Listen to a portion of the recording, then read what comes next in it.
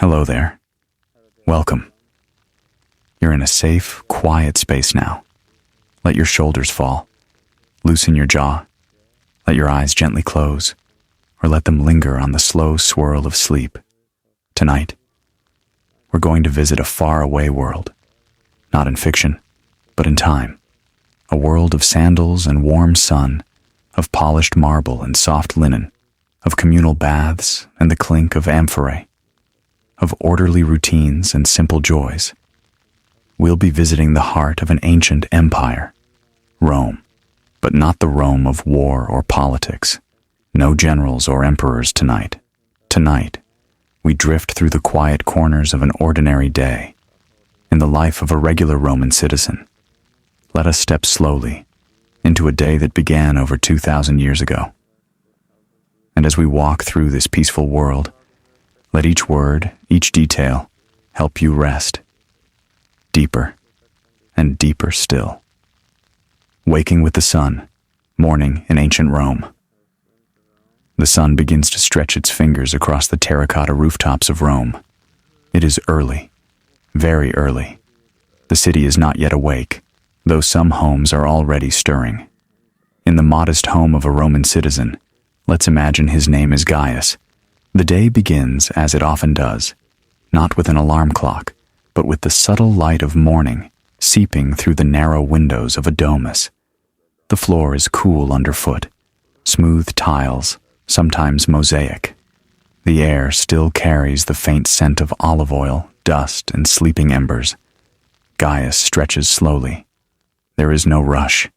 Time flows differently here. He listens. Somewhere outside, a street vendor's voice begins to rise, a soft clatter of hooves, the bark of a distant dog. He wraps himself in a light tunic, ties it at the waist, and walks toward the atrium, a quiet open courtyard in the heart of his home. Water trickles gently in the impluvium basin, a shallow pool meant to catch the rain. Even in waking, there is serenity. Simple nourishment, the Roman breakfast.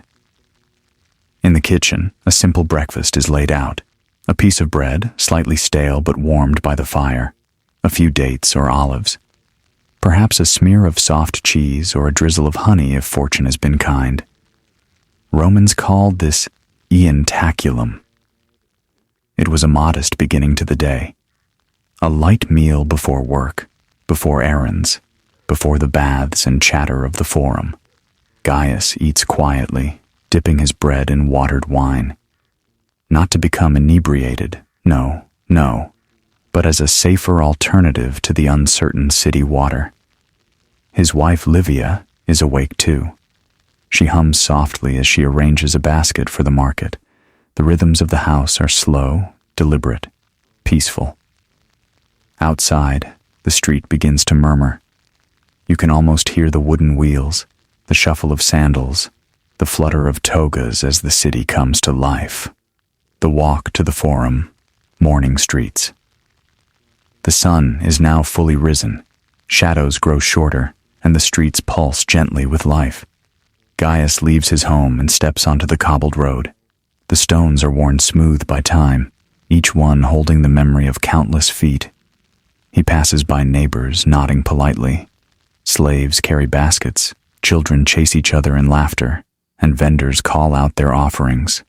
Fresh fish from the Tiber, figs from the countryside, garlands of rosemary and lavender. The smell of baking bread wafts from a nearby taberna. The heat of the ovens is already radiating into the street. He walks to the forum, not in haste, but with purpose. Perhaps he has a small business to tend, or a meeting with a client.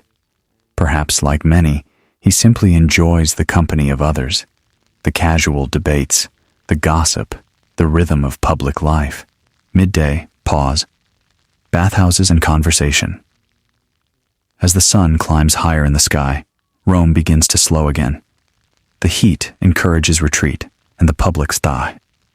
Thermae, the great Roman bathhouses, offer sanctuary not just from the sun, but from the clutter of thought. Gaius makes his way to the baths. The air is fragrant with oils and clean water. he moves through the sequence. First, the apodyterium, where clothes are stored. Then, to the retepidarium, a warm room, soothing to the muscles. Then to the caldarium, hot and misty. And finally, the cool plunge of the frigidarium. He greets old friends.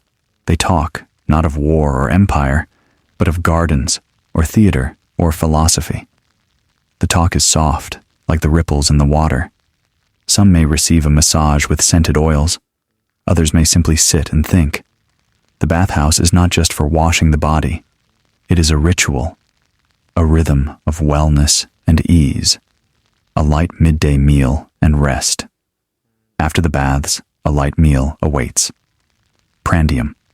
The Roman midday meal is simple: cold meat or fish from the market, fresh bread, cheese, nuts, maybe a boiled egg. Gaius reclines gently as he eats, as is customary, on a cushioned bench, leaning on one arm, surrounded by conversation or quiet thought. The house is cooler now, the shutters partly closed. Even the streets seem hushed. It's the time for meridiatio, a midday rest. Not sleep, necessarily, but a soft surrender to stillness.